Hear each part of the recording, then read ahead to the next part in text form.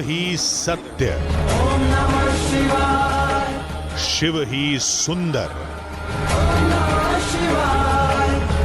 शिव ही अनंत, शिव ही संत।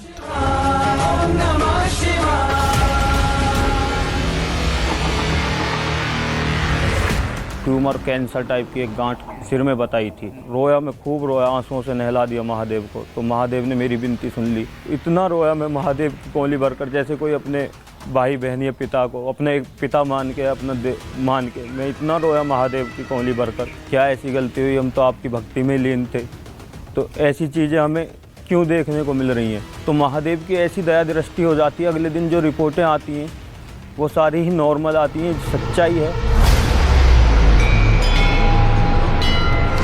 न ये आवाजें थमेंगी, न ये कहानियां खत्म होंगी।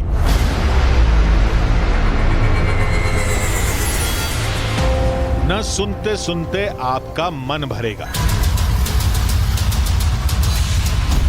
इस पूरे इलाके का चप्पा चप्पा, बच्चा बच्चा बस एक ही नाम दिन रात लेता है, महादेव शिव शंकर शंभु महादेव शिव शंकर। क्योंकि यहां चमत्कारों के सैकड़ों दावे हैं। यहाँ भगवान के शिवलिंग की स्थापना महाभारत काल से भी पहले परशुराम द्वारा स्थापित है। ये मंदिर में पानी जल चढ़ाया जाता है तो बाहर नहीं निकलता। जो भूवैज्ञानिक होते हैं वो भी आए हुए हैं यहाँ पर, उन्होंने भी खूब खोजबीन करी है, पता नहीं चल रहा। अगर आपको ये लगता है ये सिर्फ दावे हैं तो आप गलत हैं। हमसे पहले कोई आए भी होंगे अगर वैज्ञानिक, तो वो भी बस सिर्फ बाद में सारी खोजबीन करके और हाथ जोड़ कर माथा टेक कर चले गए। क्योंकि हमने सारी बातों की जांच की, साइंस और विश्वास के तर्क वितर्क को परखा। हमने जैसे जैसे कदम आगे बढ़ाए तो हर असंभव दावा संभव होता गया। जहरीले विषधर पालतू हो गए। एक सांप ने ऐसा लपेटा कर रखा था, उसके सब बराबर में को कांवरियां निकल लेते, उसने कुछ नहीं किया। डर नहीं लगा? कुछ नहीं, वो हमें तो पता है ना, कुछ कहेगा नहीं, भोले बाबा है। हर दावे की तस्वीर सच दिखने लगी और फिर जो नतीजे सामने आए उन्हें आप जरूर देखिएगा, क्योंकि आज के सफर में जितना रहस्य है, जितना रोमांच है, जितना चमत्कार है, उतना ही कल्याण भी है। वही शून्य है, वही इकाई, क्योंकि ये कहानी उनकी है जिन्हें कहते हैं इसके भीतर बसा शिवाय, कल्याणेश्वर महादेव।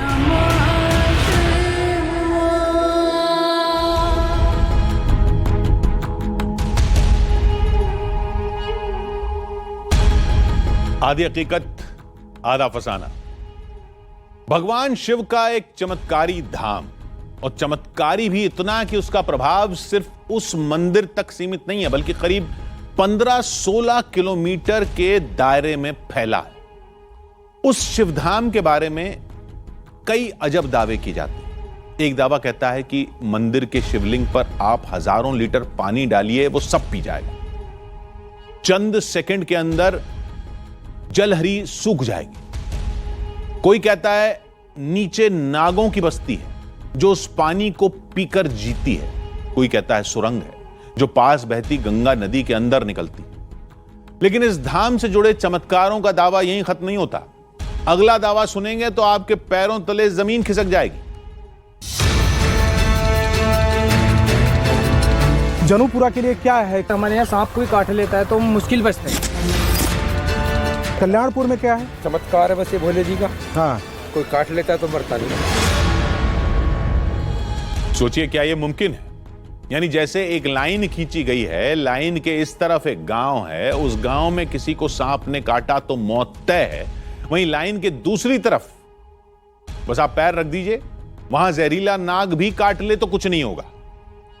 अब यह दावा है तो असंभव, लेकिन दोनों तरफ के गांव वालों का कहना है कि महीने में 1-2 बार तो ऐसा हो ही जाता है। अब भलाई कैसे मुमकिन है, या फिर मुमकिन है? चलिए पता करते हैं।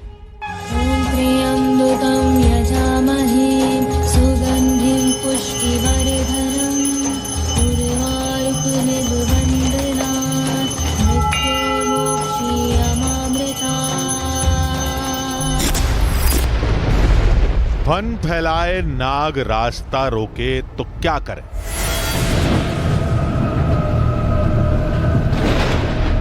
नीलगाय रफ्तार से कुचलने दौड़े तो कैसे बचें? रात की खौफनाक कहानियां सामने आ जाएं तो भागें या मुकाबला करें? हम तो चमत्कार का रहस्य समझने गए थे, लेकिन धाम में तो जानवरों ने घेर लिया। कभी सांप, कभी नीलगाय, कभी तेंदुआ। ये क्या हो रहा था?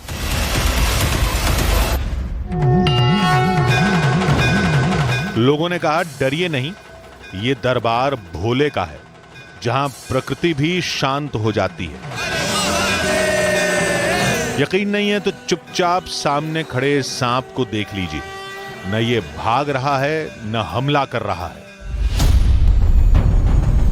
अपनी ही आंखों पर यकीन न हो तो सरकारी आंकड़ों का प्रमाण आपके सामने है।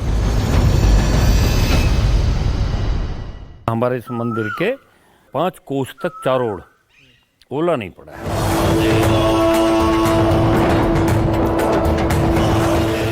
ये सारी बातें, सारे दावे इस मंदिर से जुड़े हैं। कल्याणेश्वर महादेव, जिसके नाम में ही कल्याण है, उस दया निधान की दृष्टि में क्या होगा?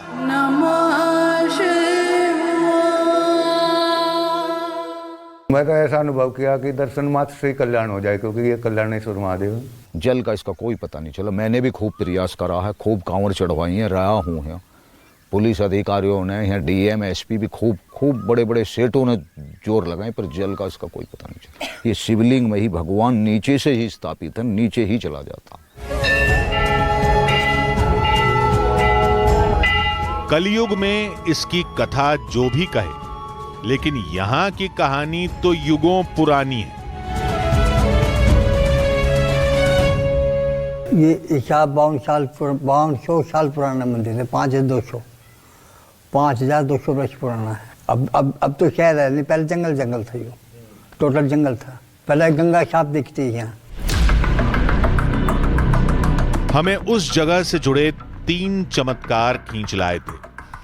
पहला दावा था, यहाँ पे भूत भी आते हैं रात में। भोलेनाथ जो है भूतों के ही नाथ हैं। यहाँ गुरुजी पूरी रात रहते हैं, और भी आसपास के गांव के आदमी रहते हैं रात में, पर किसी को आज तक कोई नुकसान नहीं है। सब खुश रहते हैं, प्रसन्न रहते हैं। दूसरा दावा कुछ और कहता है। कल्याणेश्वरम जो है, कल्याणपुर के जो भी एरिया है, जितना भी जंगल का, आपको सर्प काटेगा तो कोई विष नहीं फैलेगा, मृत्यु नहीं होगी। और तीसरा दावा वो जिसकी जांच हम सबसे पहले करेंगे। चमत्कारों से भरा ये धाम मौजूद था उत्तर प्रदेश के हापुड़ में। नमस्कार, मैं हूं रवि सिंह। भगवान शंकर का एक ऐसा मंदिर जिसके बारे में कई दावे किए जा रहे हैं। दावा यह किया जा रहा है कि मंदिर के अंदर मौजूद एक ऐसा शिवलिंग जिस पर हजारों लीटर जल चढ़ाने के बाद वो जल कहां चला जाता है पता नहीं चल पाता। नमस्कार, मैं हूं आपके साथ सपना शुक्ला। रवि आपको एक मंदिर के बारे में रहस्य बता रहे थे। जी हां, सच्चाई यही है। और इतना ही नहीं, जहां शिवलिंग हो वहां सांप होते हैं, क्योंकि भोलेनाथ के गले में सांप होते ही होते हैं। तो ऐसे में दावा यह किया गया कि जो आसपास के गांव हैं वहां सांप काट भी ले तो भी कुछ नहीं होता। अब हम इसी की पड़ताल करने के लिए आज आधी हकीकत आधा फसाना की टीम अपनी बड़ी कैमरा टीम के साथ सुबह से लेकर रात तक सच को जानेंगे और तस्वीर आपके सामने रखेंगे। दावे कई थे और वक्त कम। आधी हकीकत आधा फसाना की टीम सीधे मंदिर के अंदर दाखिल हो गई। अंदर पूरा वातावरण भक्तिमय था।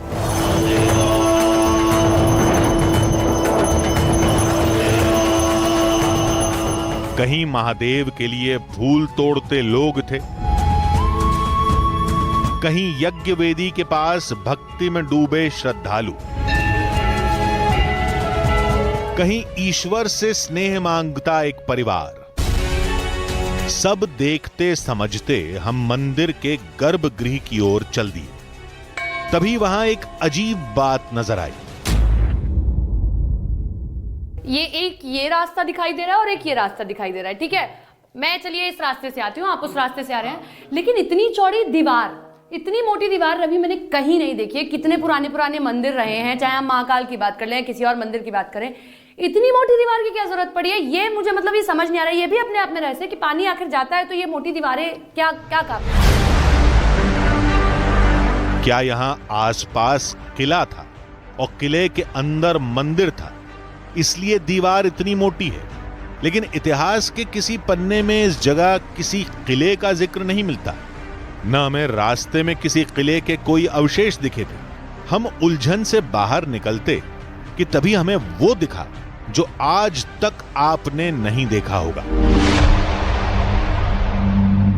इस तरीके का शिवलिंग कहीं और देखने को नहीं मिलता, क्योंकि डबल शिवलिंग है। अगर आप देखें, एक शिवलिंग ऊपर है और जो दूसरा स्ट्रक्चर है शिवलिंग का, यहां पर ऐसा लगता है कि दूसरा शिवलिंग यहां पर रखा गया है। लेकिन ये कितने साल, हजारों साल पुराना है, सैकड़ों साल पुराना है, कोई बहुत ज्यादा इसको लेकर साक्ष्य नहीं है, लेकिन तमाम कहानियां इससे जुड़ी हुई हैं।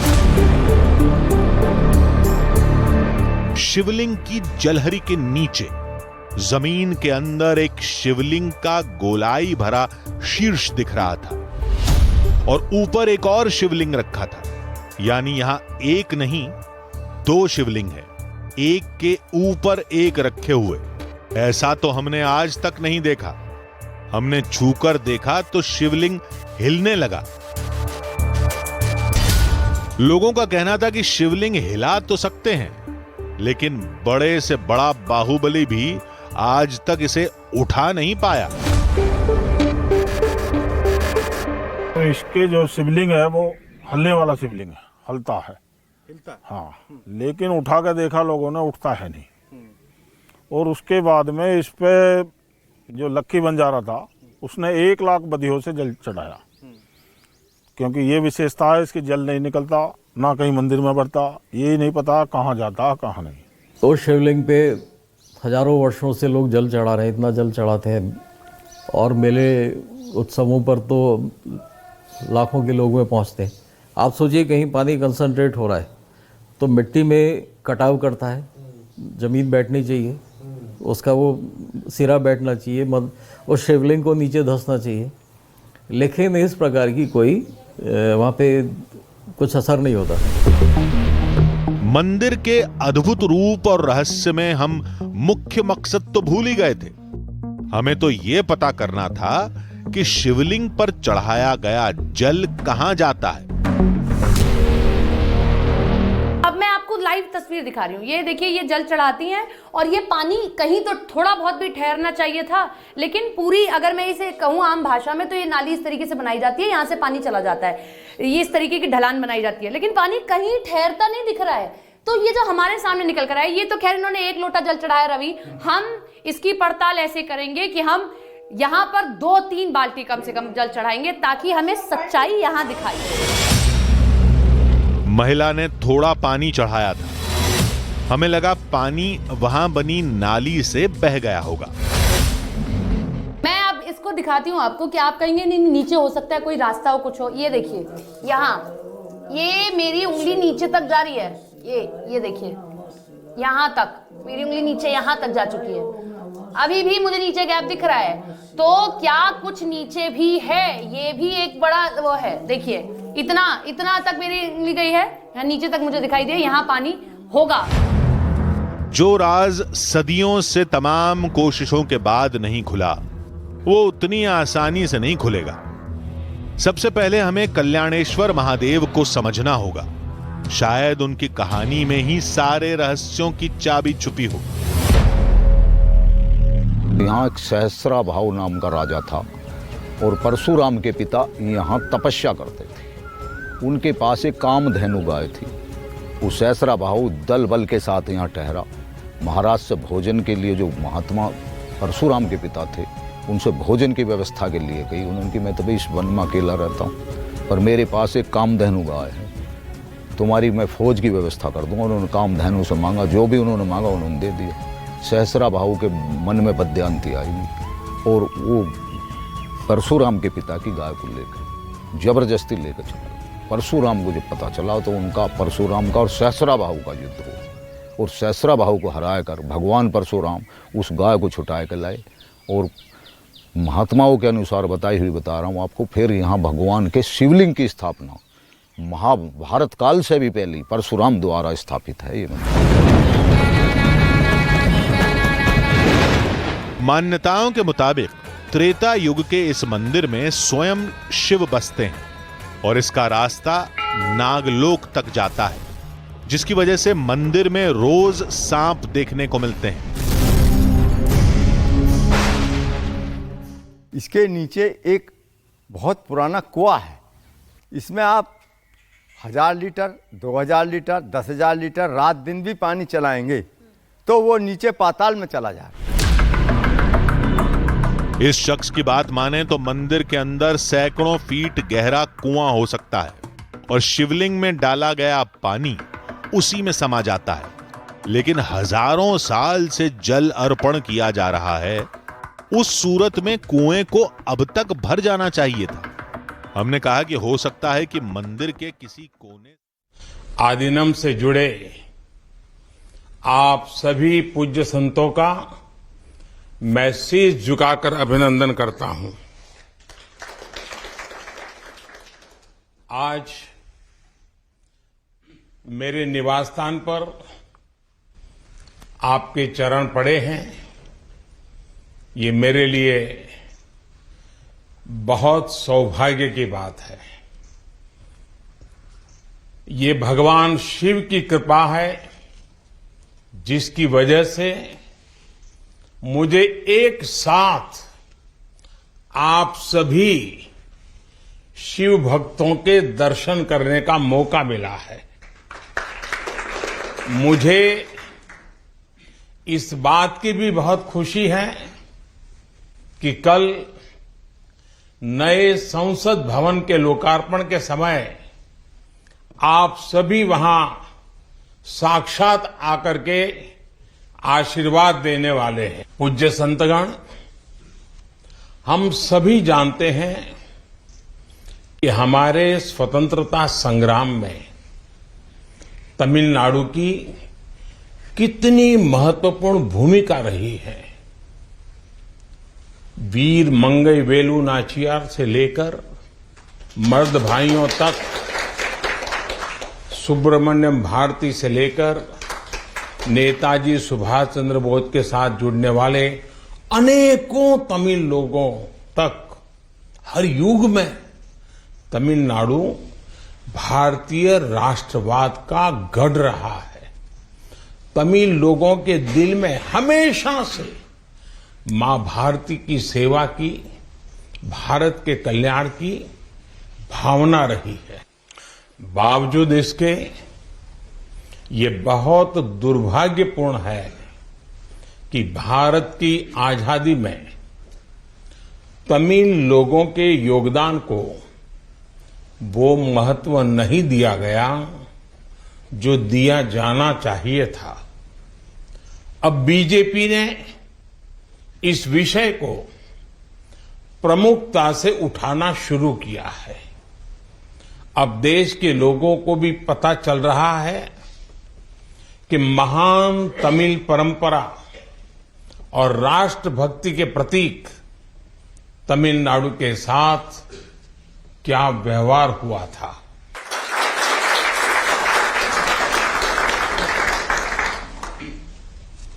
जब आजादी का समय आया तब सत्ता के हस्तांतरण के प्रतीक को लेकर प्रश्न उठा था। इसके लिए हमारे देश में अलग अलग परंपराएं रही हैं, अलग अलग रीति रिवाज भी रहे हैं, लेकिन उस समय राजाजी और आदीनम के मार्गदर्शन में हमें अपनी प्राचीन तमिल संस्कृति से एक पुण्य मार्ग मिला था। ये मार्ग था सेंगोल के माध्यम से सत्ता हस्तांतरण का। तमिल परंपरा में शासन चलाने वाले को सेंगोल दिया जाता था। सेंगोल इस बात का प्रतीक था कि उसे धारण करने वाले व्यक्ति पर देश के कल्याण की जिम्मेदारी है और वो कभी कर्तव्य के मार्ग से विचलित नहीं होगा। सत्ता हस्तांतरण के प्रतीक के तौर पर तब 1947 में 1947 में पवित्र तिरुवावड़ुतुरई आदीनम द्वारा एक विशेष सेंगोल तैयार किया गया था। आज उस दौर की तस्वीरें हमें याद दिला रही हैं कि तमिल संस्कृति और आधुनिक लोकतंत्र के रूप में भारत की नियति के बीच कितना भावुक और आत्मीय संबंध रहा है। आज उन गहरे संबंधों की गाथा इतिहास के दबे हुए पन्नों से बाहर निकलकर एक बार फिर जीवंत हो उठी है। इससे उस समय की घटनाओं को समझने का सही दृष्टिकोण भी मिलता है और इसके साथ ही हमें ये भी पता चलता है कि सत्ता के हस्तांतरण के इस सबसे बड़े प्रतीक के साथ क्या किया गया। मेरे देशवासियों, आज मैं राजा जी और विभिन्न आदीनम की दूरदर्शिता को भी विशेष तौर पर नमन करूंगा। आदीनम के एक सेंगोल ने भारत को सैकड़ों वर्षों की गुलामी के हर प्रतीक से मुक्ति दिलाने की शुरुआत कर दी थी। जब भारत की आजादी का प्रथम पल आया, आजादी का प्रथम पल, वो क्षण आया, तो ये सेंगोल ही था जिसने गुलामी से पहले वाले कालखंड और स्वतंत्र भारत के उस पहले पल को आपस में जोड़ दिया था। इसलिए इस पवित्र सेंगोल का महत्व सिर्फ इतना ही नहीं है कि ये 1947 में हस्तांतरण का प्रतीक बना था। इस सेंगोल का महत्व इसलिए भी है क्योंकि इसने गुलामी के पहले वाले गौरवशाली भारत से, उसकी परंपराओं से स्वतंत्र भारत के भविष्य को कनेक्ट कर दिया था। अच्छा होता कि आजादी के बाद इस पूज्य सेंगोल को पर्याप्त मान सम्मान दिया जाता, इसे गौरवमय स्थान दिया जाता, लेकिन ये सेंगोल प्रयागराज में आनंद भवन में वॉकिंग स्टिक यानी पैदल चलने पर सहारा देने वाली छड़ी कहकर प्रदर्शनी के लिए रख दिया गया था। आपका ये सेवक और हमारी सरकार अब उस सेंगोल को आनंद भवन से निकाल कर लाई है। आज आजादी के उस प्रथम पल को नए संसद भवन में सेंगोल की स्थापना के समय हमें फिर से पुनर्जीवित करने का मौका मिला है। लोकतंत्र के मंदिर में आज सेंगोल को उसका उचित स्थान मिल रहा है। मुझे खुशी है कि अब भारत की महान परंपरा के प्रतीक उसी सेंगोल को नए संसद भवन में स्थापित किया जाएगा।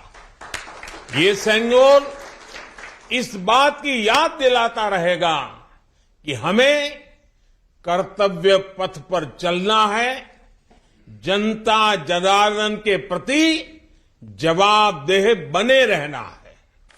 पूज्य संतगण, आदीनम की महान प्रेरक परंपरा साक्षात सात्विक ऊर्जा का प्रतीक है। आप सभी संत शैव परंपरा के अनुयायी हैं। आपके दर्शन में जो एक भारत श्रेष्ठ भारत की भावना है, वो स्वयं भारत की एकता और अखंडता का प्रतिबिंब है। आपके कई आदिनम के नामों में ही इसकी झलक मिल जाती है। आपके कुछ आदिनम के नाम में कैलाश का उल्लेख है। ये पवित्र पर्वत तमिलनाडु से बहुत दूर हिमालय में है, फिर भी ये आपके हृदय के करीब है। शैव सिद्धांत के प्रसिद्ध संतों में से एक तिरुमूलर के बारे में कहा जाता है कि वो कैलाश पर्वत से शिव भक्ति का प्रसार करने के लिए तमिलनाडु आए थे। आज भी उनकी रचना तिरुमंदिरम के श्लोकों का पाठ भगवान शिव की स्मृति में किया जाता है।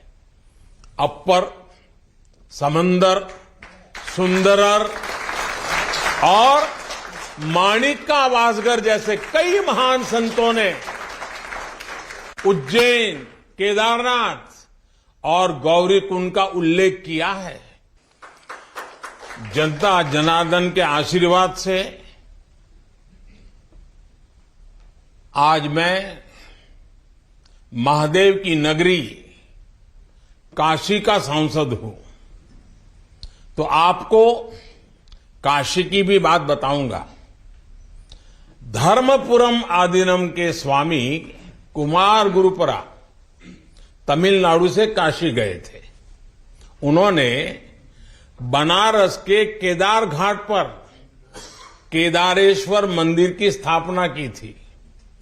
तमिलनाडु के तिरुपन्नदारु में काशी मठ का नाम भी काशी पर रखा गया।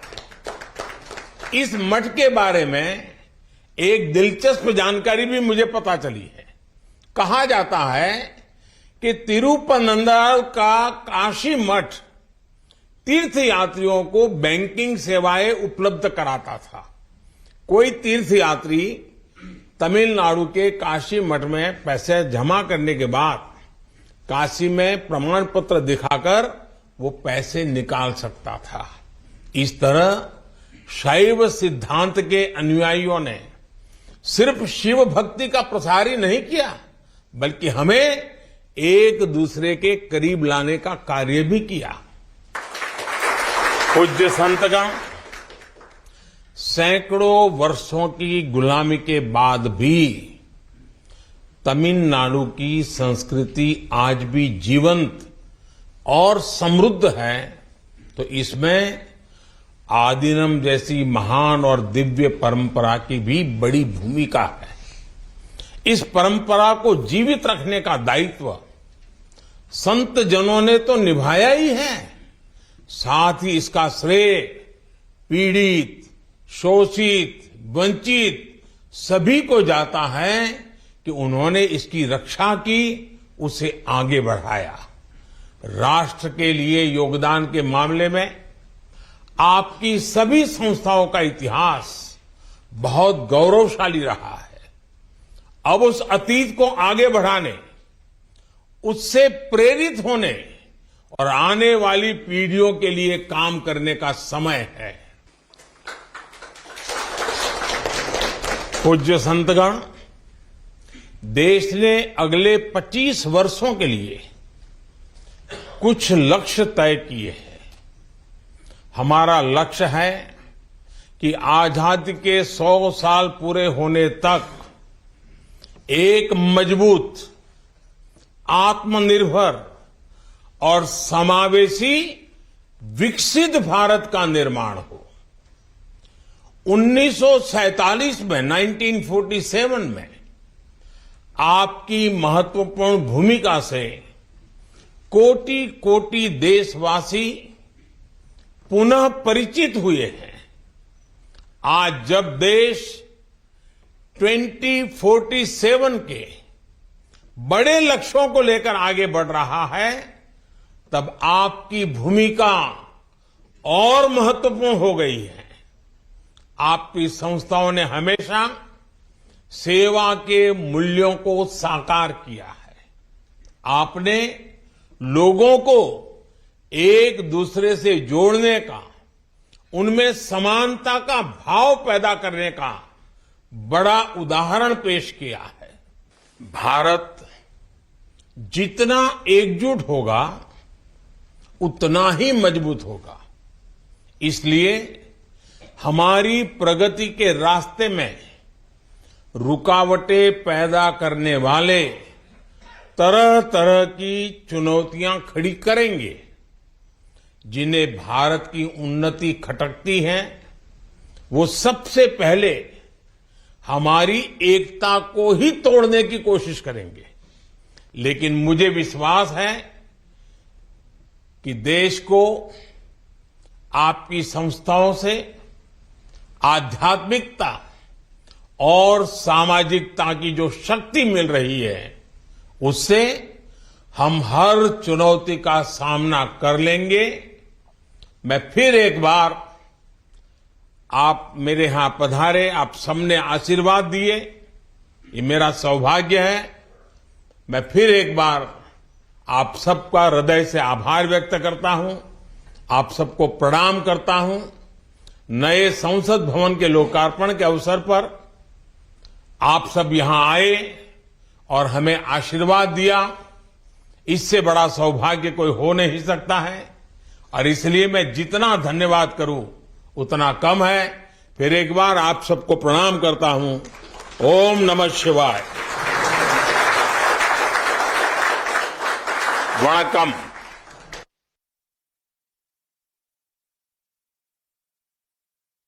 पीटीआई नेताओं पर आर्मी एक्ट के तहत कार्रवाई वाले ऐलान से इमरान खान की पार्टी के नेता डर गए, जिसके बाद उन्होंने पार्टी छोड़ने का फैसला किया।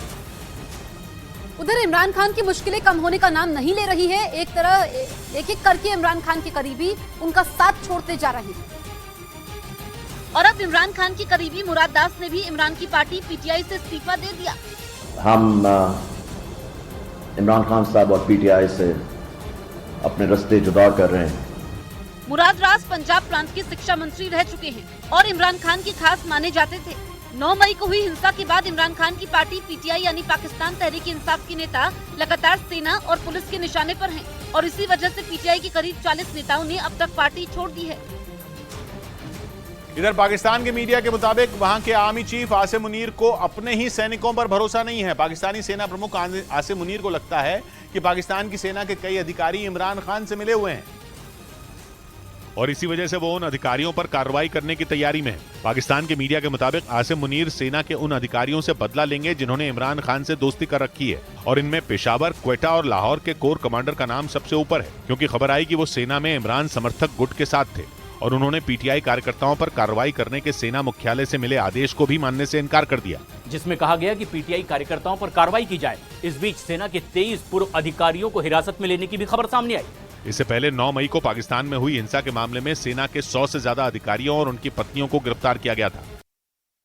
उधर बिगड़ते हालात से लोगों का ध्यान भटकाने के लिए पाकिस्तान ने यह झूठ फैला दिया कि भारत उस पर हमले की ताक में है जिसके लिए वो बॉर्डर पर मिलिट्री ड्रिल कर रहा है, जबकि हकीकत यह है कि पाकिस्तान गृह युद्ध की तरफ बढ़ता जा रहा है, क्योंकि इमरान खान की गिरफ्तारी के बाद से वहां बवाल मचा हुआ है और उनके समर्थकों ने सेना के अधिकारियों के घरों पर भी हमला कर दिया था, जिसके बाद सेना को मोर्चा संभालना पड़ा।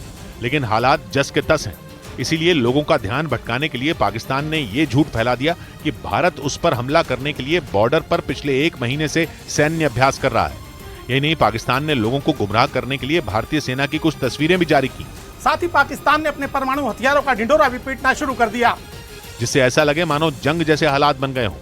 कहा जा रहा है कि पाकिस्तान ऐसा इसलिए कर रहा है ताकि वो गुस्से में सड़कों पर उतरी अपनी जनता को बरगला सके। इस बीच दिवालिया होने की कगार पर खड़े पाकिस्तान ने मदद के लिए एक बार फिर चीन का दरवाजा खटखटाना शुरू कर दिया। पाकिस्तान इससे पहले कंगाली से बचने के लिए दूसरे देशों को कर्ज देकर आर्थिक संकट से उबारने वाली संस्था IMF के सामने महीनों तक गिड़गिड़ा चुका है, लेकिन न तो उसे IMF से कोई मदद मिली और न ही अमेरिका से। इसके अलावा उसने मुस्लिम देशों के सामने भी झोली फैलाई थी, लेकिन उसे इसका भी कोई फायदा नहीं मिला, जिसके बाद पाकिस्तान फिर एक बार अपने पुराने दोस्त चीन के दरवाजे पर पहुंच गया और पाकिस्तान ने इसके बदले CPEC यानी चीन और पाकिस्तान के बीच व्यापार को बढ़ावा देने के लिए बनाए गए कॉरिडोर को दोबारा शुरू करने का ऑफर भी दिया। क्योंकि चीन का आरोप था कि पाकिस्तान के तब के प्रधानमंत्री इमरान खान ने CPEC पर अमेरिका के कहने पर रोक लगाई थी। यही वजह रही कि पाकिस्तान इसे दोबारा शुरू कर चीन से नजदीकी बढ़ाने की कोशिश में लग गया। नए संसद भवन का नया वीडियो जारी कर दिया गया। प्रधानमंत्री नरेंद्र मोदी रविवार को इसका उद्घाटन करेंगे, लेकिन उससे पहले नए संसद भवन का वीडियो सामने आया जिसमें पूरी इमारत को दिखाया गया। लोकसभा से लेकर राज्यसभा और सेंट्रल हॉल की भी कई तस्वीरें सामने आई। दोनों सदनों में हर सांसद की सीट के सामने मल्टीमीडिया स्क्रीन लगाई गई। लोकसभा को राष्ट्रीय पक्षी मोर के पंख की थीम पर बनाया गया है, जबकि राज्यसभा की थीम राष्ट्रीय फूल कमल है। दोनों सदनों की दीवारों और छतों को भी बेहद खूबसूरत बनाया गया। नए संसद भवन में लोकसभा में 888 तो राज्यसभा में 384 सांसदों के बैठने की व्यवस्था है। इधर नए संसद भवन पर छिड़ी सियासत थमने का नाम नहीं ले रही है। विपक्ष की ओर से उद्घाटन समारोह का बहिष्कार करने के बाद उसकी ओर से केंद्र सरकार के खिलाफ बयानबाजी जारी है, जिसका पुरजोर जवाब बीजेपी दे रही है। और इसी कड़ी में केंद्रीय मंत्री आरके सिंह ने कांग्रेस के उन आरोपों का जवाब दिया जिसमें कांग्रेस ने कहा था कि उनका विरोध नए संसद भवन के उद्घाटन के खिलाफ नहीं है, बल्कि उद्घाटन में राष्ट्रपति को न बुलाने पर है। एलेक्सी का उद्घाटन किसने किया था? इंदिरा गांधी ने किया था। पार्लियामेंट लाइब्रेरी का फाउंडेशन स्टोन किसने ले किया था? राजीव गांधी ने ले किया था। ये परिवार के बाहर इनको कुछ बचता नहीं। आरके सिंह ने आगे ये भी कहा कि ये स्वतंत्र भारत है और ये किसी परिवार का उपनिवेश नहीं है और 28 मई भारतीय लोकतंत्र का बहुत बड़ा पर्व है। इधर बिहार के सत्ताधारी गठबंधन ने भी नए संसद भवन के उद्घाटन समारोह का बहिष्कार किया है, जिसके बाद जेडीयू से अलग हुए उपेंद्र कुशवाहा ने उन दावों पर करारा हमला बोला और कहा कि संसद भवन के उद्घाटन कार्यक्रम का बॉयकॉट करने वाली पार्टियां वैचारिक दिवालियापन की शिकार हो चुकी हैं। लेकिन अगर प्रधानमंत्री जी कर रहे हैं तो इस बात पर हाय तौबा मचाना विपक्ष का बिल्कुल अनरेगल है।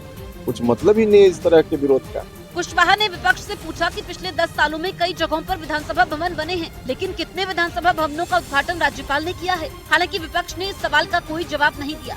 इधर नए संसद भवन में उत्तर प्रदेश के भदोही जिले से मंगवाए गए रंग बिरंगे कालीन बिछाए जाएंगे। इसे तैयार करने में भदोही के कारीगरों ने कई दिनों तक कड़ी मेहनत की ताकि संसद के नए भवन की सुंदरता में चार चांद लग सके। भदोही को कालीन शहर के नाम से भी जाना जाता है और यहाँ न सिर्फ अलग अलग राज्यों बल्कि कई देशों में भी कालीन भेजे जाते हैं। हालांकि नए संसद भवन में सिर्फ हाथों से ही बने कालीन बिछाए जाएंगे, जिसके लिए वहाँ के कारीगरों ने दिन रात एक कर दिया। एक एक धागे से उस कालीन को बुना जाता है और एक लंबे दौर तक ये चलती है। भदोही जिले को कालीनों के लिए GI यानी ज्योग्राफिकल इंडिकेशन टैग भी मिला हुआ है। GI टैग से किसी चीज का किसी खास इलाके से रिश्ता पता चलता है और ये एक तरह का पेटेंट होता है, जिसका मतलब है कि ये प्रोडक्ट सिर्फ इसी जगह पर ही बनता है, यानी इस इलाके से बाहर इसे कोई नहीं बना सकता।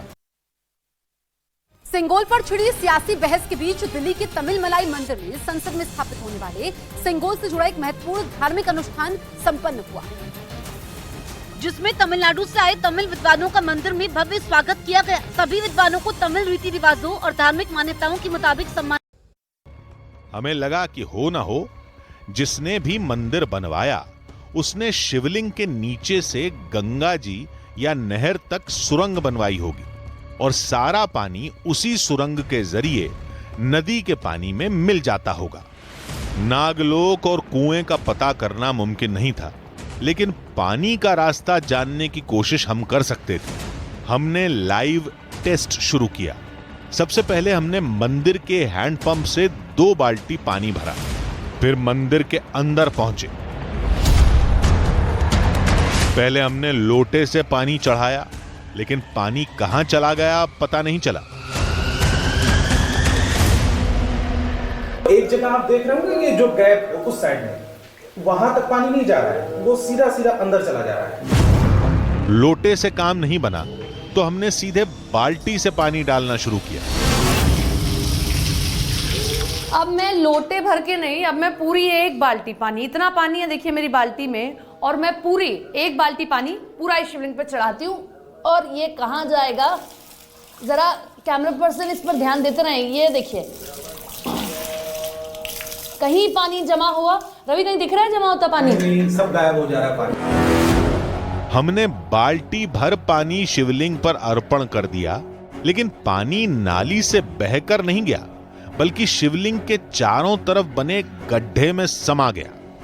लेकिन गड्ढे के पानी का स्तर 1 इंच भी ऊपर नहीं उठा।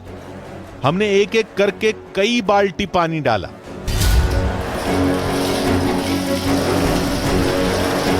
यह भी मुमकिन था कि पानी मंदिर की किसी दीवार से बाहर जंगल में जा रहा हो, लेकिन जब तक हम जाएं पानी जमीन सोख ले। इसलिए हमने पंडित जी से कहा कि वो लगातार पानी डालें, वो भी पाइप से, और हम बाहर जाकर देखेंगे कि पानी निकल रहा है या नहीं। आपके सामने ये देखिए कि 2 बाल्टी जल हमने चढ़ाया शिवलिंग पर और अब पंडित जी खुद अपने हाथों से पाइप के जरिए जल चढ़ा रहे हैं। इलाका बहुत बड़ा था और वक्त कम। आधी हकीकत आधा फसाना की टीम 2 भागों में बट गई। रवि मंदिर के पीछे पहुंचे। देखते हैं कि क्या यहां से पानी निकलता दिखाई देता है या नहीं। चंद मिनट, चंद सेकंड में पानी नदारत हो जा रहा है, गायब हो जा रहा है। मंदिर के बाहर की ये देखिए बाउंड्री है मंदिर की, और मंदिर की बाउंड्री के बाहर हम आ चुके हैं और ये देखने की कोशिश करते हैं, क्योंकि जो एक गैप बना है, जो एक रास्ता बना है, उसको हम पड़ताल करने की कोशिश कर रहे हैं कि आखिर में उस रास्ते के जरिए कहीं बाहर की तरफ उसका कनेक्शन तो नहीं है। हमने मंदिर की दीवारों के आसपास मौजूद हर दीवार को खंगाला। जहां भी नमी दिखी वहां जाकर जांच की। मंदिर के चारों ओर परिक्रमा लगाई, लेकिन कहीं भी पानी की एक बूंद तक नहीं दिखाई दी। मंदिर के अंदर पंडित जी अब भी पानी डाल रहे थे। अगर बाहर पानी निकलने का गुप्त रास्ता होता तो दिख जाता। उधर सपना जंगल में पानी का उद्गम तलाश रही थी। ये जो है ना मंदिर के पीछे का एरिया है, तो सोचा कि मंदिर के पीछे, लेकिन मुझे बड़ा संभल के निकलना पड़ेगा क्योंकि देखिए कांटे भी हैं। ये अब एरिया देखो, ये पूरा एरिया जंगल का एरिया है। ये जो देख रहे हो आप, ये मैं अभी जहाँ चल रही हूँ, ये वाइल्ड लाइफ का एरिया है और खेत भी हैं। जो लोग आ पाते होंगे वो आते हैं और खेती करते हैं, लेकिन ये पूरा एरिया देख लो आप, ये पूरा एरिया सारा जंगल है और सूखी मिट्टी है, सब सूखी मिट्टी है। ये देखो, नमी होनी चाहिए थी, इतना पानी है आसपास, ये सब सूखी मिट्टी है। मतलब पानी कहीं से कहीं तक जमा होता नहीं दिख रहा है, तो जाता कहाँ है? दोनों को कुछ नहीं मिला तो लौट आए। फिर मंदिर के अंदर गए और पंडित जी को रोका। बस बस बंद कर दो, बंद कर दो, बंद कर दो। इतना जल चढ़ा है तो माफी मांगनी बनती है, इतना परेशान क्यों नहीं? हे नारायण वासुदेव, हमसे कोई गलती हो गई हो तो क्षमा करें। पाताल लोक वाली थ्योरी को परखा नहीं जा सकता। मंदिर या जंगल में भी कोई कुंड नहीं मिला, तो क्या मंदिर के अंदर से कोई सुरंग पास बहती गंगा नदी या फिर नहर में जाती है? इस सवाल का जवाब तो वहीं जाकर मिलेगा। आधी हकीकत आधा फसाना की टीम फिर 2 भाग में बट गई। सबसे पहले रवि नहर के पास पहुंचे और जो दिखा उसने रहस्य को और गहरा कर दिया। ये जंगल है, ये जंगल का इलाका है और बिल्कुल मंदिर से सटा हुआ है और रोड के दूसरी तरफ एक बड़ी नहर है। नहर के अंदर हम आए हैं। यहां पर हो सकता है कि हमने सोचा कि हो सकता है कि जो जल चढ़ाया जाता है वो इसका कनेक्शन इस जगह से तो नहीं है, लेकिन आप देखें इस जगह पर इस नहर की ये कंडीशन है, यहां पर धूल उड़ रही है, तो यानी कि इस जगह पर भी पानी का सुराग नहीं मिल पा रहा है। जो जल चढ़ाया जाता है वो जब वो जंगल में नहीं जा रहा है, बगल में जो बड़ी नहर है वहां पर नहीं जा रहा है, तो आखिर में जा कहां रहा है? अगर पानी यहां आता तो नमी तो दिखती, लेकिन दूर दूर तक नहर में रेत के सिवा कुछ नहीं था। देखते हैं सपना को क्या मिलता है। मैं गंगा के किनारे हूँ। गंगा किनारे दरअसल इसलिए आए हैं हम लोग क्योंकि मंदिर यहाँ से हार्डली 1.5 किलोमीटर की दूरी पर है और अक्सर ऐसा होता है जो पुराने स्टाइल के बने हुए मंदिर होते हैं उनमें जो लोग मंदिर बनवाते थे, जो 2 साल 3 साल पुराने हैं, नीचे रास्ता जो है नदी के किनारे जाया करता था। तो जब इतना पानी डाल रहे हैं, कहाँ पानी जा रहा है, यही देखने के लिए कि कहीं कोई पाइप तो नहीं है, हम लोग किनारे पर आए। लेकिन मैं यहाँ से पूरी तस्वीर आपको दिखा रही हूँ। ये देखिए, ये पूरा रास्ता, लेकिन सूखी रेत मुझे दिखाई दे रही है। कहीं तक भी मुझे कोई ऐसा पाइप या कुछ भी ऐसा नहीं दिख रहा है कि मैं आपको दिखाऊं। ये देखो, यहाँ पर भी सूखी रेत है, यहाँ पर भी अगर कुछ होता तो दिखता, लेकिन यहाँ दूर दूर तक मुझे कुछ नहीं दिख रहा है। गंगा नदी के पास भी पानी आने का कोई निशान नहीं था।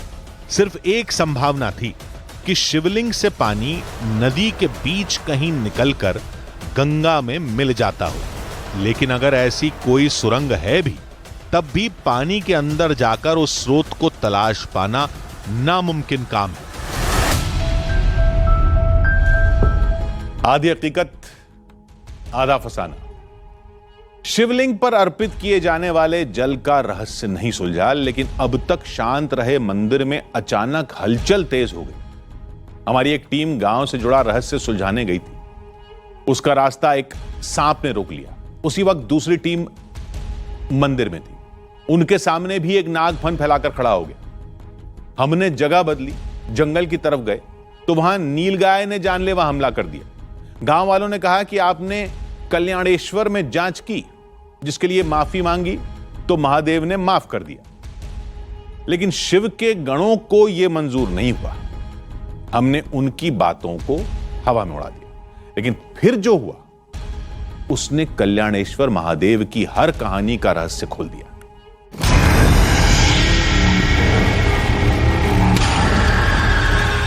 कल्याणेश्वर महादेव से जुड़े अब भी कई रहस्य हमें सुलझाने थे।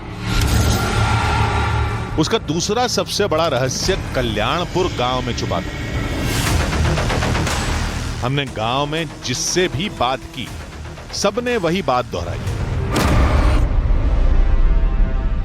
पहली बात तो काटते हैं यार, काटा भी है तो यहाँ उनका सर्प नहीं, मतलब कि जहर नहीं चढ़ता, किसी को मरता नहीं है कोई भी। आसपास के एरिया में अगर आपको बिल्कुल बिल्कुल बिल्कुल ऐसा नहीं है। हाँ जी। अब सवाल यह था कि इसे परखा कैसे जाए। तो हम टहलते टहलते दोनों गांवों की सरहद पर पहुंच गए। हम सोचते समझते कुछ जांच करते, उससे पहले ही हमें कुछ दिखा। वो नाग था, काला नाग। रास्ते में बैठा था, हमारा रास्ता रोके, जैसे हमारे आने का ही इंतजार कर रहा हो। अमूमन सांप इंसानों को देखकर भाग जाते हैं या खतरा देखकर हमला करते हैं, लेकिन वो सांप चुपचाप फन फैलाए बैठा था। शायद यहां उसका बिल होगा। तभी हमें कल्याणपुर का एक शख्स दिख गया। उसने हमें बताया कि हम कल्याणपुर और जनुपुरा गांव की सरहद पर ही खड़े थे। इस इलाके में लोगों को अक्सर सांप नजर आ जाते हैं और मेरे सामने आप देखिए कि एक सांप है, नाग है, जहरीला है। और लेकिन सबसे बड़ी बात यह है कि भगवान शंकर कल्याणेश्वर मंदिर उस तरीके का वरदान है कल्याणपुर के गांव के लोगों को। अगर गांव के लोगों को ऐसा कहा जाता है और दावा किया जाता है कि अगर उनको सांप काट लेता है तो कुछ नहीं होता, लेकिन बिल्कुल बगल में ही जनुपुरा गांव है, वहां के लोगों को अगर काट लेता है तो उनकी मौत निश्चित है। गांव के भी लोग हमारे साथ में। क्या इस तरीके का दावा है? क्या किया जाता है दावा? जो मतलब कल्याणपुर सांप काट लेता तो मरता नहीं है बिल्कुल भी। जो पास में गांव जनुपुरा पास में बिल्कुल सटा हुआ, यही सांप अगर काट लेता है तो मर जाता है जनुपुरे गांव का आदमी। ऐसे बहुत सारी घटनाएं। हाँ, बहुत घटनाएं हुई हैं। हाँ। कल्याणपुर कभी नहीं मरा कोई भी सांप काटा, कोई नहीं मरा कभी भी। और जनुपुरा का नहीं, हमारे हुसूमत कभी नहीं मरा ये। अच्छा। हाँ जी, जनुपुरे में तो मर गए। हाँ, काटे, काफी काटे हैं। हाँ। हमारे घर में 2 काट रखे हैं।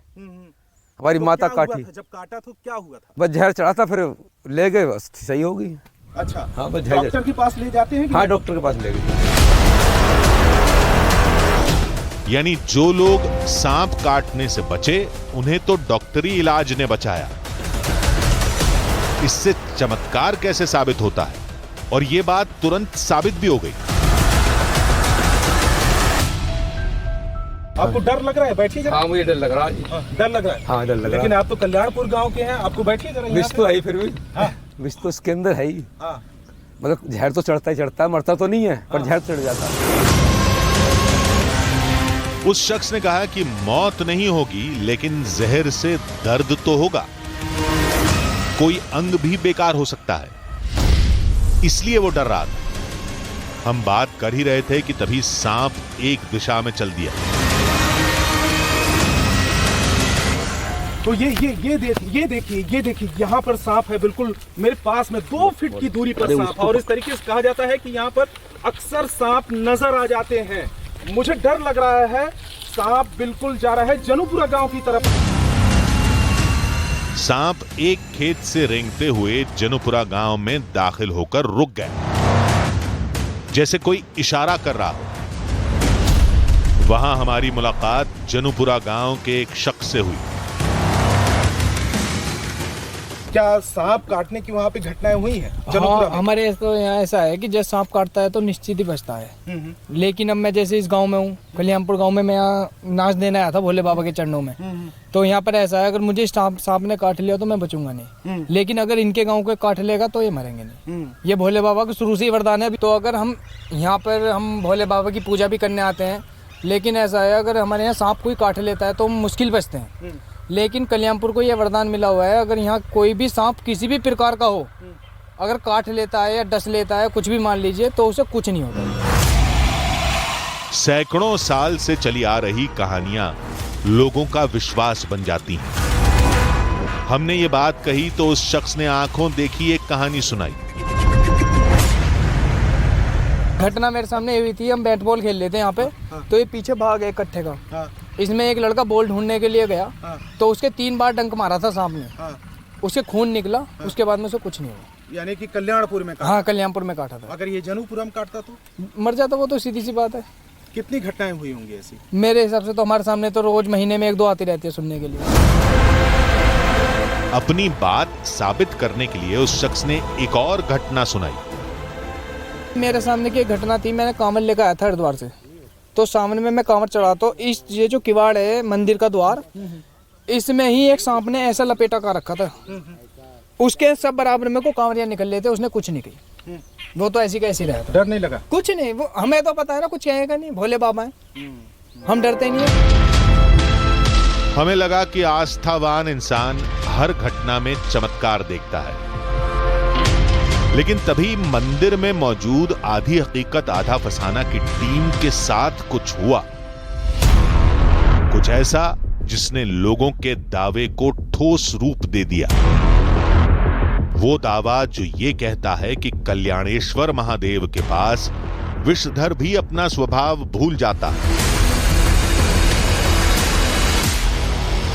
बहुत दावे किए जा रहे थे, लेकिन एक दावे में से जो मैं दावा देख रही हूं, मैं डर रही हूँ, और डर लगना लाजमी भी है, क्योंकि इससे पहले मैंने तो कभी सांप नहीं देखा, और आज दिख रहा है और ऐसे सामने है।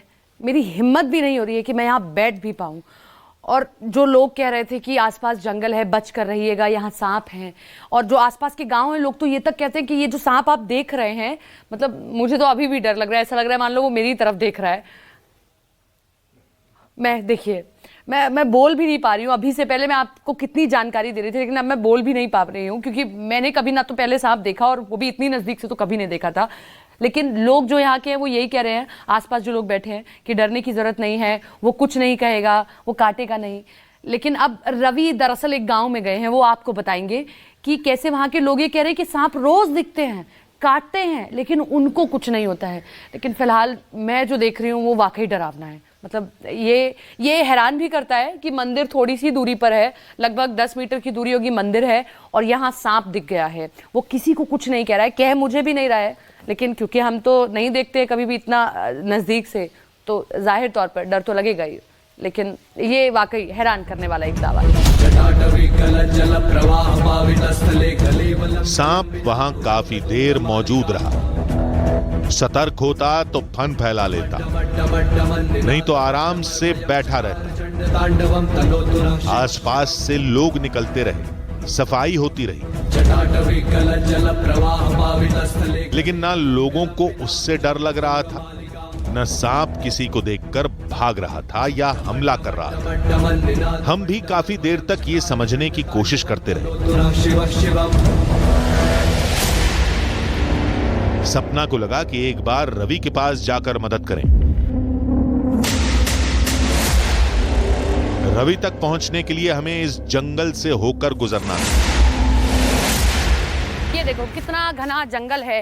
कहने को तो लोग यहाँ कहते हैं कि ये आता है वो आता है, लेकिन हमें कुछ ऐसा दिखा नहीं। लेकिन जंगल देखकर आप अंदाजा लगा सकते हो, ये सूखे सूखे पत्ते, ये बड़े बड़े पेड़, ये घना जंगल। दूसरा, लोग कहते हैं कि अजगर भी रहता है, तो क्योंकि अजगर पेड़ भी चढ़ लेता है, तो क्या इन पेड़ पर तो नहीं है? डर तो हमें लगा, लेकिन अभी हमें ऐसा कुछ नहीं दिखा। एक सांप हमें मंदिर के प्रांगण में जरूर दिखा था, लेकिन इस जंगल को देखकर लग रहा है कि वाकई यहाँ जंगली जानवर होंगे, उनसे सावधान रहने की जरूरत है। जैसे कहने भर की देर थी, खतरा तुरंत हमारे सामने आकर खड़ा हो गया। वो ये क्या है? नीला बिजार है भैया, तो भी मार देगा तो क्या? कैसे मार देगा तुम? इतने सारे हैं। वो नील गाय थी। अमूमन नील गाय हमला नहीं करती, लेकिन नर ज्यादा आक्रामक होता है। कुछ समय पहले एक ऐसा वीडियो भी आया था जिसमें एक किसान को नील गाय ने कुचल कर मार दिया था। इसलिए हमने बेहद सावधानी से आगे बढ़ना शुरू किया। दिख रहा है? थोड़ा सा आगे चलें क्या? आओ। ये देखो, कुछ तो है। मैं कह रही थी ना, जंगल है, कुछ दिखेगा। ये देखो, दूर से ही रहना, दूर से दिखाना। ये देखो, ये देखो, दो, एक नहीं दो हैं। ये क्या है? दूर से देखने में नहीं पता चल पा रहा है, लेकिन ये हमें भी मार सकते हैं जिस तरीके से, जिस रफ्तार से ये भाग रहे हैं। थोड़ा सा आगे, ये उधर निकल गए। हमने मौका अच्छा देखकर रास्ता पार करने का फैसला किया, लेकिन उन्होंने हमें देख लिया।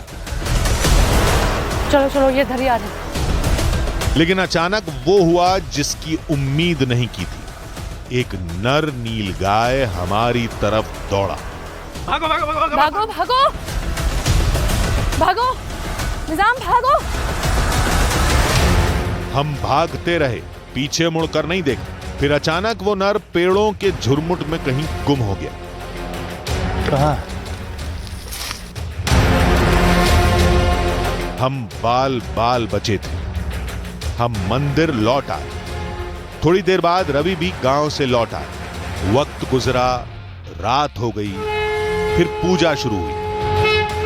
दीपों की रोशनी और घंटे घड़ियालों की ध्वनि में मन का सारा शोर शांत हो गया।